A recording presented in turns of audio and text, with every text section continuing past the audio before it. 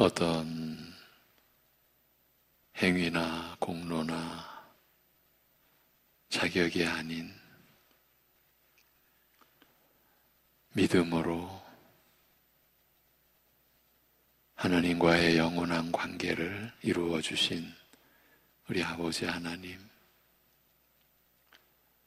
악한 저희들이 지우려고 해도 마치 붙어 있으면 안 될 것 같아서 떼어내려고 해도 지울 수도 없고 떼어낼 수도 없는 그 믿음으로 지금까지 하나님 앞에서 살게 하여 주셨고, 앞으로도 오늘도 이 한 주간도 오직 믿음으로 우리를 사랑하셔서 우리와 함께 하시는 하나님을 바라고 하나님을 생각하고 하나님을 의지하며 또 살도록 하시는 그 온전하시고 영원하신 사랑과 은혜를 감사드립니다. 아버지 하나님, 믿음으로 오늘도 이 한 주간도 교회 안에 모든 지체된 성도들 살아갈 때에 우리 안에 영원히 내주에 계신 성령께서 우리로 하여금 받도록 하시고 듣도록 하시고 깨닫게 하신 말씀 안에서 주신 그 은혜로 우리가 살아가는 것임을, 하나님의 능력으로 우리가 영생을 살아가는 것임을 잊지 않게 하여 주시고, 힘들고 어려울 때일수록 언제나 우리를 지켜주시고 우리와 함께 하여 주시는 주님을 의지함으로 그 역경을 이겨내고 감당해내고 그 연단 속에서 인내함으로 주님의 성품으로 나아가는, 닮아가는 또 하루하루의 삶이 되게 하여 주시옵소서. 우리 주 예수 그리스도의 이름으로 감사하며 기도하옵나이다. 아멘. 로마서 7장 1절에서 6절입니다. 로마서 7장 1절에서 6절.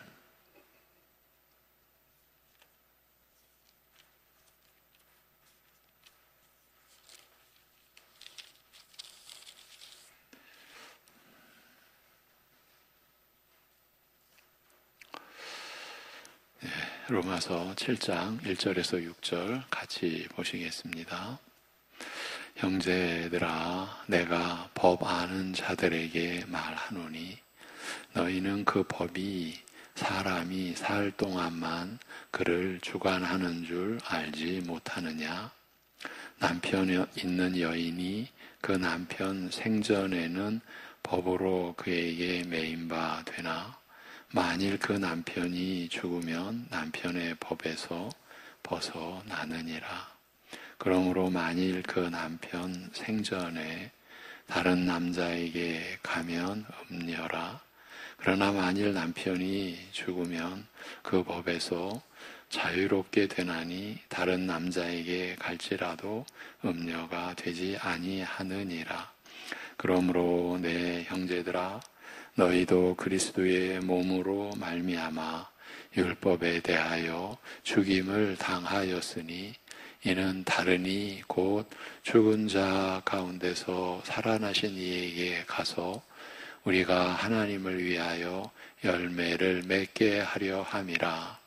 우리가 육신에 있을 때에는 율법으로 말미암는 죄의 정욕이 우리 지체 중에 역사하여 우리로 사망을 위하여 열매를 맺게 하였더니 이제는 우리가 얽매였던 것에 대하여 죽었으므로 율법에서 벗어났으니 이러므로 우리가 영의 새로운 것으로 섬길 것이요 율법 조문에 묵은 것으로 아니할지니라. 아멘.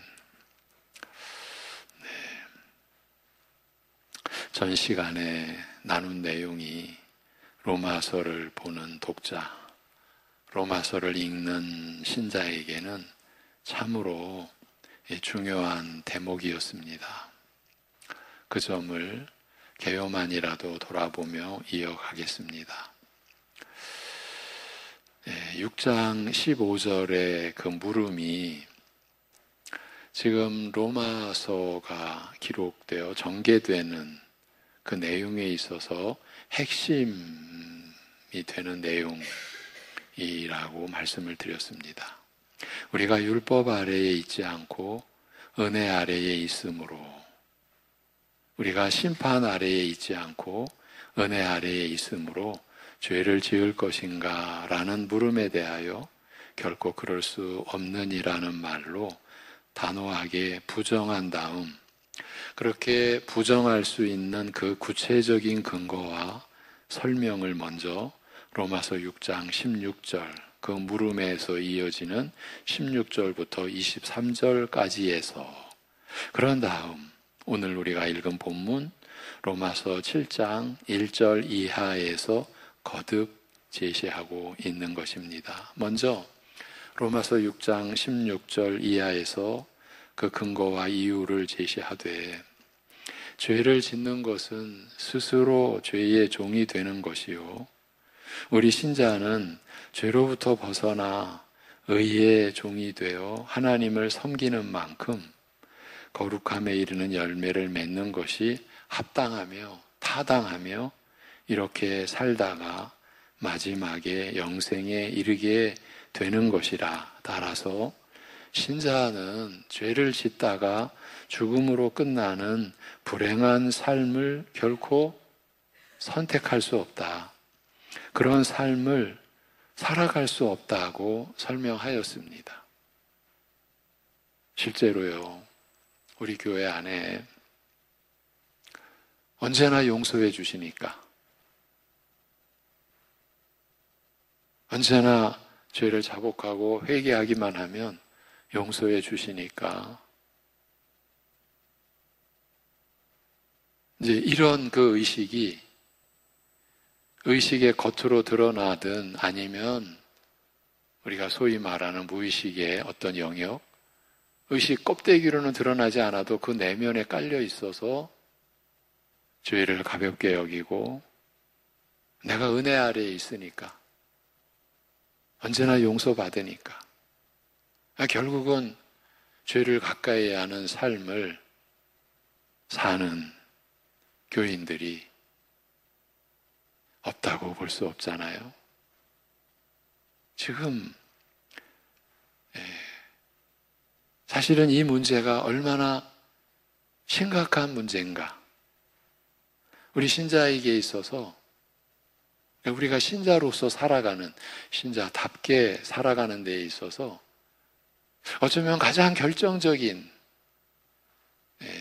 믿음으로 살아갈 수 있는 그 근거가 설명되어지는 그 부분이다, 그 대목이다라고 할 수 있습니다. 이 부분에 대해서 교회가, 성도가 말씀으로 확실한 내용과 근거, 우리가 죄를 지을 것인가, 은혜 안에 있으니까 결코 그럴 수 없다, 이렇게 부정하는, 단정하는 이 근거와 그 설명에 대한 내용을 우리가 바로 취하지 않으면 안 된다, 이런 현실적인 배경도 지금 이 내용을 거듭 우리가 살피고 있는 요인입니다. 그렇게 6장 23절에, 16절에서 23절까지에서는 죄를 짓는 것은 스스로 죄의 종이 되는 것이다. 그렇게 죄를 짓다가 죽음으로 끝나는 불행한 삶을 그리스도 안에 있는, 그리스도를 믿는 신자가 선택할 수가 있겠느냐, 이런 설명한 후에 오늘 말씀 로마서 7장 1절 이하에서 혹은 너희가 알지 못하느냐, 이렇게 시작함으로써 앞서 로마서 6장 16절부터 23절까지에서 제시한 것 외에 또 다른 근거, 혹 너희가 알지 못하느냐라고 나오니까 그 근거 외에 또 다른 설명, 또 다른 근거를 제공하고자 하는 뜻을 밝히고 있습니다. 그러니까 우리 신자의 삶을 보다 확실하게 근거를 세워주고 또 빈약한, 연약한 근거가 아니라 우리식으로 말하면 풍성한 근거를 제공하고자 바울 사도가 이렇게 기록해 가고 있는 것이죠. 율법의 효력이 죽음과 더불어 해소된다는 원칙에 근거하여 우리 신자는 율법에 대하여 죽음으로써 율법에서 벗어나 그리스도에게 속하게 된 사실을 알리면서 이와 같이 우리 신자로 하여금 율법에서 벗어나 그리스도에게 속하게 하신 목적이 하나님을 향하여 열매 맺게 하려 하심인 만큼 하나님을 향하여 열매 맺는 것이 무엇입니까? 거룩함에 이르는 열매인 거죠. 바로 그 열매 맺게 하려 하심인 만큼 죄를 지으면서 사는 것은 불가하다고 설명하고 있는 것이에요. 한편 이 두 가지 설명이 다 함께 우리가 율법 아래에 있지 않고 은혜 아래에 있으므로 죄를 지을 것인가라는 로마서 6장 15절의 그 물음에 대한 대답이요. 더욱 이 질문은 그 15장의 질문은 바로 앞 로마서 6장 14절에 죄가 너희를 주관하지 못하리니 이제 주관하지 못하게 된 거예요. 왜? 우리가 그리스도 안에 있으니까 그리스도와 함께 죄에 대하여 죽은 자 되었으니까. 그러니까 여기서도 죽은 자에게 법이 상관이 없잖아요. 그러니까 죄의 법이 우리를 주관 못하는 거예요. 죄가 너희를 주관하지 못하리니 이는 너희가 율법 아래에 있지 않고 은혜 아래에 있음이라고 밝힌 그 내용을 바탕으로 하는 만큼 결국 우리 신자가 율법 아래에 있지 않고 은혜 아래에 있다는 것이 달리 말하면 율법 아래에서 은혜 아래로 옮겨온 것이 무슨 뜻인지 하나님이 옮겨주신 것이죠. 우리가 옮겨온 것이 아니에요.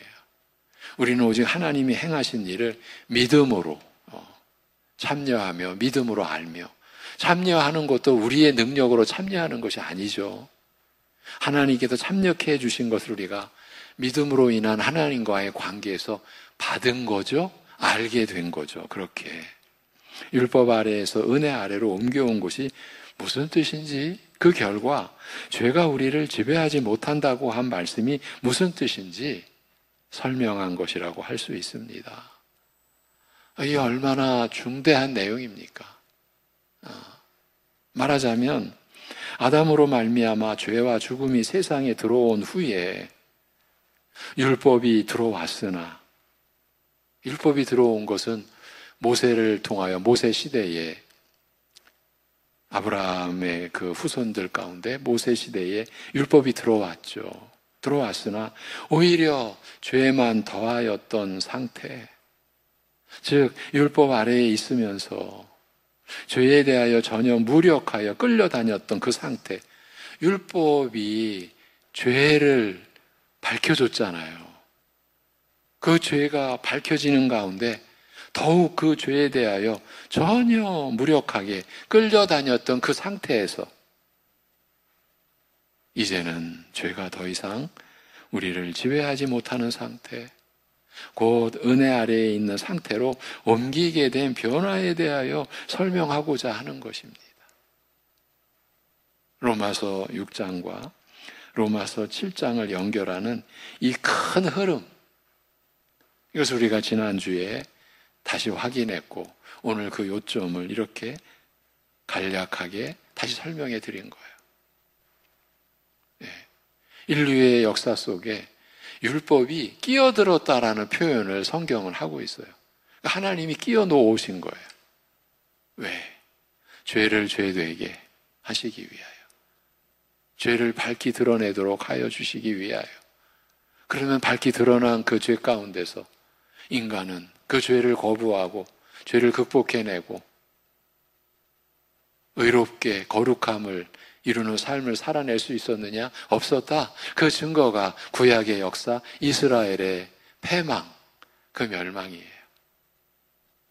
이 엄연한 인류의 역사, 그런데 그 역사 속에서 하나님은 우리를 구속하시는 메시아의 탄생과 고난 받으심과 죽임 당하심과 부활하심과 승천하사 하나님 보좌 우편에서 만유의 왕으로 좌정하시고 우리에게 성령을 보내주신 역사를 이루신 것이죠. 지금 그 하나님의 섭리와 경륜의 역사가 죄인된 우리와 도대체 어떤 관계가 있고 그러한 은혜를 입은 우리에게 일어난 일이 무엇인가? 율법 아래에서 은혜 아래로 옮겨진 것이라는 거죠. 죄에 대하여 우리가 죽은 자가 되었고 그리스도 안에서, 그리고 이제 율법에 대하여 죽은 자로서 이제 하나님을 향하여 열매를 맺는 삶, 거룩함에 이르는 열매를 맺는 삶을 살게 된 교회 또 신자에게 은혜 아래에 있으니까 죄를 지을 것인가?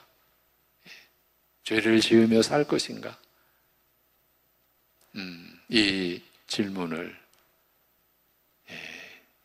우리에게 제시하고 제기하고 그에 대하여 우리가 어떤 은혜에 대한 이해를, 그 은혜가 우리 안에 일으킨 일이 무엇인가? 죄에 대하여 죽게 하심으로써 죄가 우리를 주장하고 또 지배하지 못하는 은혜 아래 있게 된 것, 율법에 대하여서도 우리가 죽게 되어서 그리스도와 함께, 그래서 이제 죄를 드러나게 해주신 그 율법의 역할 속에서 오히려 죄에 이끌려 다니며 죄의 지배를 받았던 삶에서 이제 벗어난 자 된, 이것이 하나님께서 우리에게 행하시고 이루신 일, 죄가 우리를 이제 지배하지 못하게, 율법에 대하여서도 그 율법의 무능력함에 대하여서도 이제 우리가 자유롭게 된 자, 바로 이 내용을, 바로 이 사실을 바울 사도가 지금 복음의 구조, 복음의 그 내용을 하나하나 제시하고 설명하면서, 그래서 우리가 복음으로 사는 삶의 내용, 하나님을 향하여 의의 종이 되어 거룩함에 이르는 열매를 맺으면서 그 마지막에 영생에 이르는 신자의 일생에 대한 그 설명을 해가고 있는 것이죠.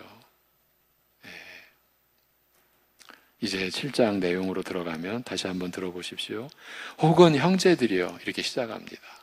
6장의 설명에 의해서 또 근거와 그 설명을 덧붙이는 겁니다. 혹은 형제들이여, 내가 율법을 아는 자들에게 말하노니 사람이 살아있는 동안에만 율법이 그를 지배하는 줄을 너희가 알지 못하느냐. 남편이 있는 유부녀는 살아있는 남편에게는 율법으로 매였으나 만일 남편이 죽으면 남편의 그 법으로부터 벗어났느니라. 그러므로 남편이 살아있는 동안에는 다른 남자에게 속할 경우 음부로 불리게 되나 만일 남편이 죽으면 율법으로부터 자유로운지라 다른 남자에게 속할지라도 음부가 되지 않느니라고 합니다.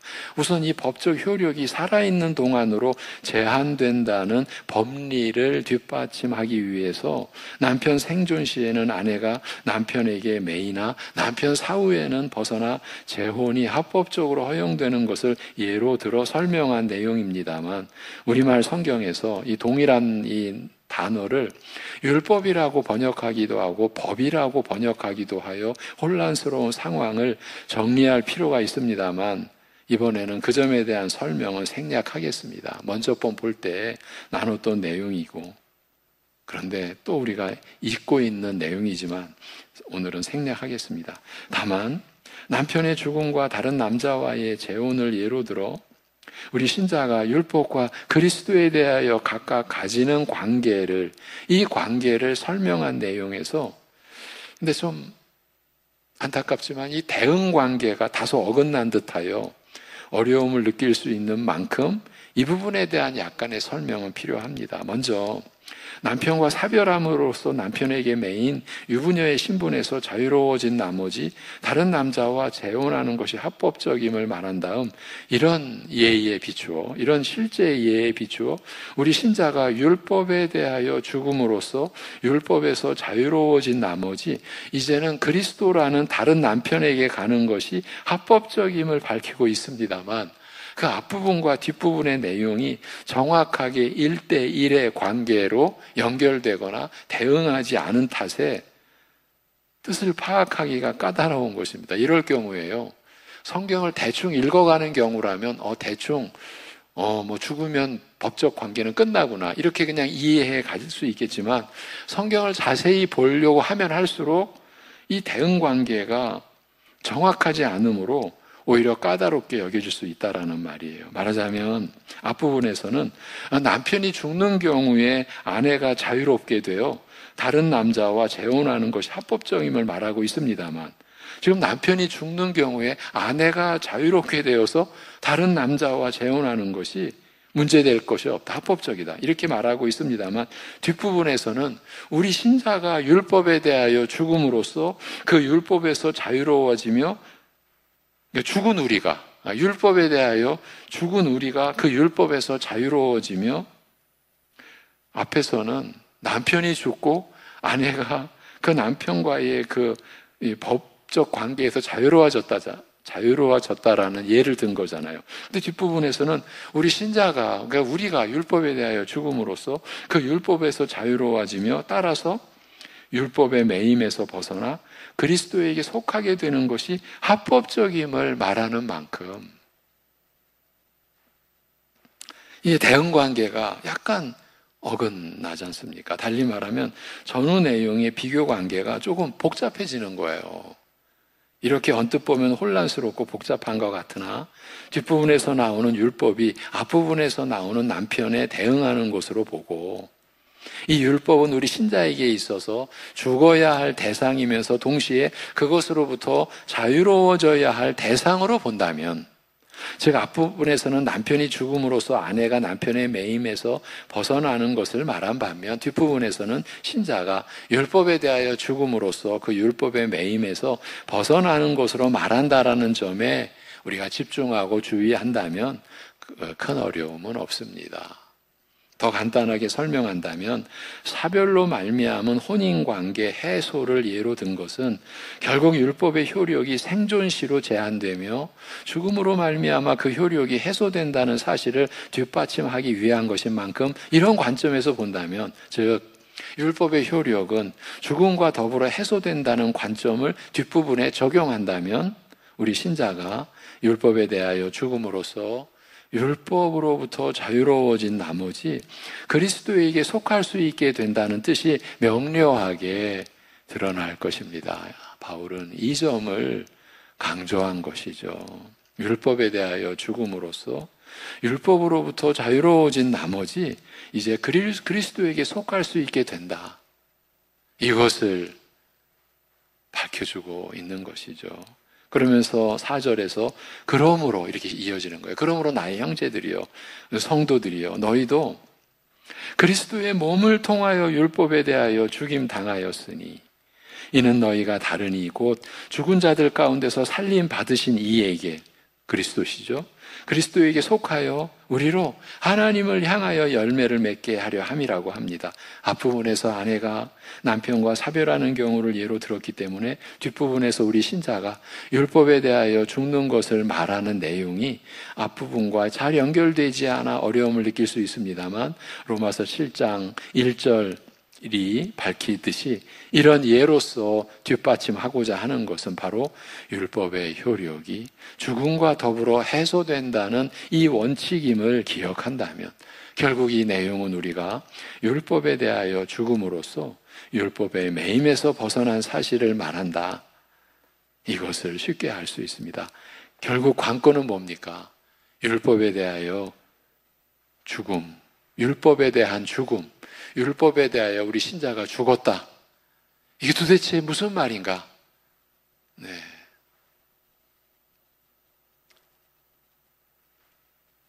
이렇게도 좀 말씀드리고 싶습니다. 성경의 진리, 그 구절, 말씀에 대하여 우리가 다 설명할 수가 없습니다.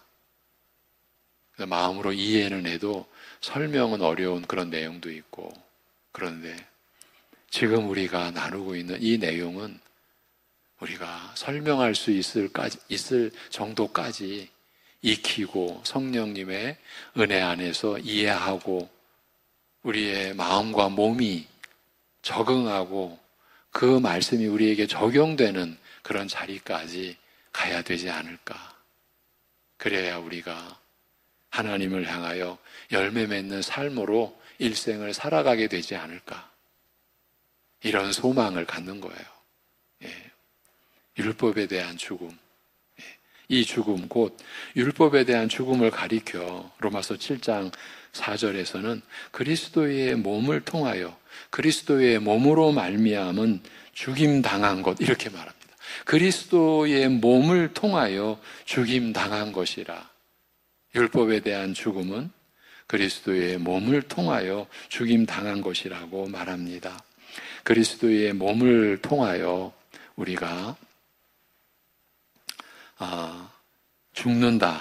그리스도의 몸을 통하여 우리가 죽는다는 것이 무슨 뜻인지 이해하기가 조금 까다롭습니다만, 우리가 그리스도와 연합하여 그와 함께 죽은 것을 염두에 둔 표현이라는 점에 대해서는 이의가 없을 것입니다. 이 내용이 아니면 우리는 율법에 대한 죽음을 그리스도의 몸을 통하여 죽임 당한 것이라고 설명한 이 내용에 접근이 불가능합니다. 그리고 앞에 로마서 6장에서 세례의 개념까지 동원이 되어서 우리가 그리스도와 함께 십자가에 못 박혔다. 우리가 그리스도와 함께 죄에 대하여 죽었다. 우리가 그리스도와 함께 우리의 죽음으로 우리의 옛사람이 죽었다. 우리가 이 내용을 받아온 만큼 이게 가능해진 것이죠. 우리가 그리스도와 연합하여 세례의 본질이 연합이라 했습니다.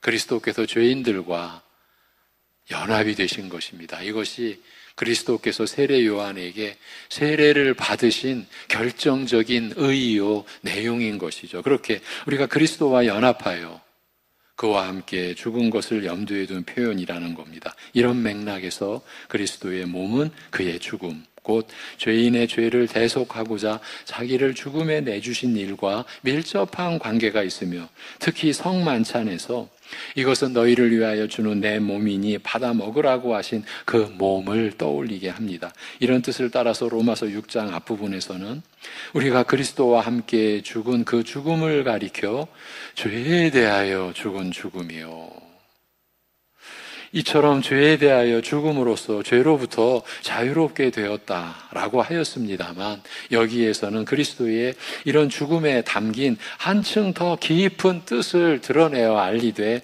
우리가 그와 함께 율법에 대하여 죽었노라고 말하고 있는 것이에요.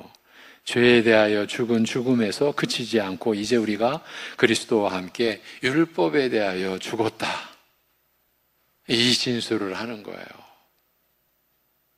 이런 믿음의 내용이 우리로 하여금 신자로서 이제 죄의 종으로가 아니라 의의 종으로, 하나님의 종으로, 그래서 거룩함에 이르는 열매를 맺는 생애요, 그 마지막이 영생인 우리의 영원한 일생을 가게 되는 거죠. 이것이 빠지면 안 된다는 거죠. 신자가 율법에 대하여 죽는 것이라면 주와 함께 죽음으로써, 즉 우리의 죄를 대속하신 그의 죽음에 함께 참여함으로써 율법의 정죄에서, 율법의 정죄가 곧 심판이죠. 그 율법의 정죄에서 벗어나는 것을 생각할 수 있겠습니다만, 지금 우리가 율법에 대하여 죽었다라고 말할 때 그래도 말씀의 지식을 갖는 신자의 경우, 이제 율법의 정죄에서 벗어났지, 그리스도께서 우리의 죄를 대속하신 그 죽음의 은혜로, 십자가 구속의 은혜로 우리가 율법의 정죄에서 벗어났지, 이것을 생각할 수 있겠습니다만, 그게 사실은 틀리는 내용이 아니거든요. 그런데 지금 이 로마서 6장, 7장에서는 지금 여기에서는 죄로부터 벗어나 거룩함에 이르는 삶에 대하여, 즉 율법 아래에 있지 않고 은혜 아래에 있음으로 죄의 얽매임에서 벗어나 자유로운 것에 대하여 말하고 있는 만큼 오히려 율법의 로마서 앞에서 언급했던 5장 20절에 비추어 로마서 5장 20절 율법의 기능, 죄를 깨닫게 해주시고 죄를 더하게 하는 기능이에요. 이게 죄를 죄로 밝혀주시는 게 율법이니까 바로 그런 로마서 5장 20절에 비추어 그 율법에 대한 죽음의 뜻을 파악하는 것이 옳을 것이다. 우리가 이렇게 보는 거죠. 그러니까 율법이 가입하였으나 죄만 더하였던 그 무력하고 무능하였던 시대와 상태를 염두에 두고 한 말인 것입니다. 비록 모세를 통하여 율법이 세상에 들어왔으나 이미 아담을 통하여 들어온 죄와 죽음에 대하여 속수무책이었던 그 무능한 율법에 대하여, 사실은 율법이 무능한 게 아니라 우리가 무능한 거죠.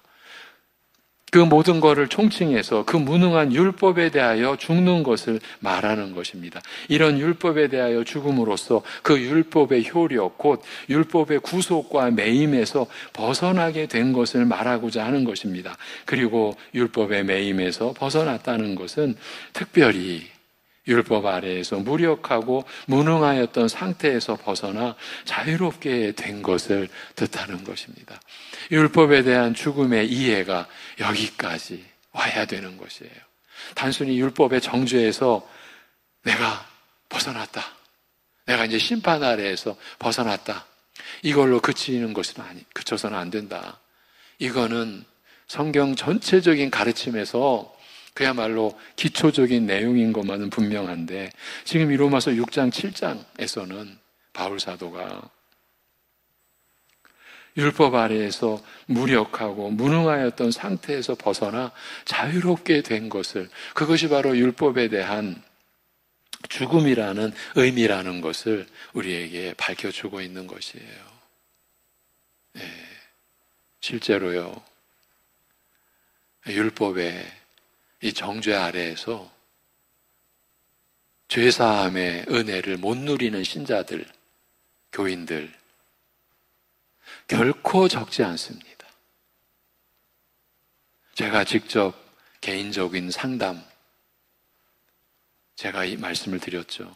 대표적으로 잊을 수 없는 그 한 분, 일주일에 적어도 1시간, 2시간, 1년 반 그 이상 죄사함의 은혜에 대한 나눔, 아무 소용이 없었어요.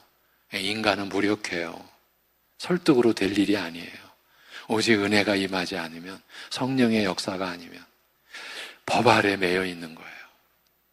그분은 죄사함의 어떠한 그 은혜의 흔적을 찾기 위하여 시체말로 물불을 안 가려요. 누가 그런 것 알게 해준다면 돈을 싸들고 들어가서, 제가 이거 과장된 거 아니에요. 정말 어려운 분이신데 돈을 싸들고 들어가서, 저 그렇게 돈을 싸들고 갔다 왔어요. 목사로서 그런 기억을 하고 있는 것이 아픔이고 상처예요. 그리고 와서 목사님 저 지난 주간에 돈 싸들고 갔다 왔어요. 이게 얼마나 가슴 아픈 일이고 얼마나 우리에게 참 얼마나 어려운 얘기입니까? 그 한 분의 얘기가 아니에요. 왜 이런 내용을 이렇게 다뤄야 되지?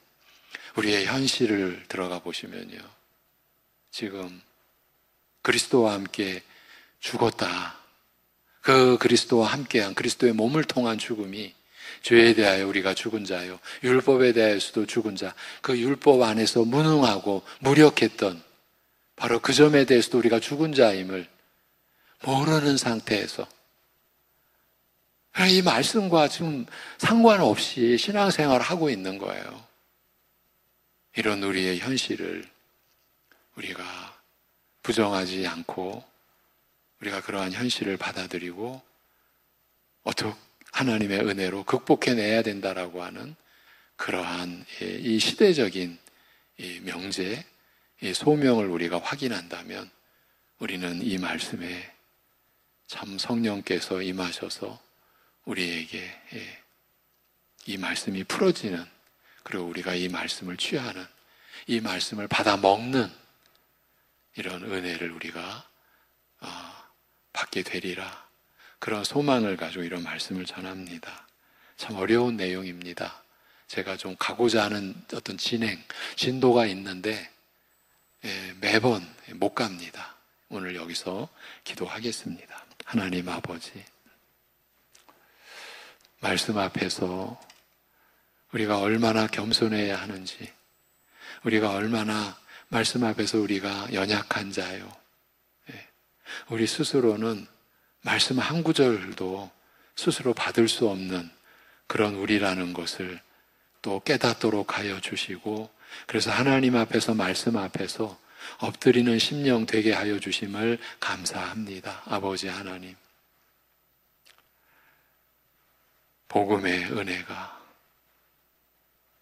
우리에게 새 사람, 새 생명을 입게 하셨고, 그 새 생명이 작동하는 새 사람의 삶이 그 이전의 삶과 같을 수가 없음에도 우리는 그 구분선을 어쩌면 제대로 우리가 구분하지 못하고 여전히 혼돈된 그러한 삶을 사는 이 시대에 우리의 연약함을 긍휼히 여겨 주옵시고, 우리에게 주신 이 생명의 말씀, 우리가 걸어가야 할 이 진리의 길에 대한 말씀, 하나님께서 우리에게 값없이 주신 그 하나님의 의가 이루어내는 거룩한 삶을 우리가 소망하고 붙들고 이 말씀에 우리가 창념하며 이 말씀의 은혜 안에 우리가 온전히 붙들리고 이 은혜에 매여서 오히려 죄에 대하여 자유로운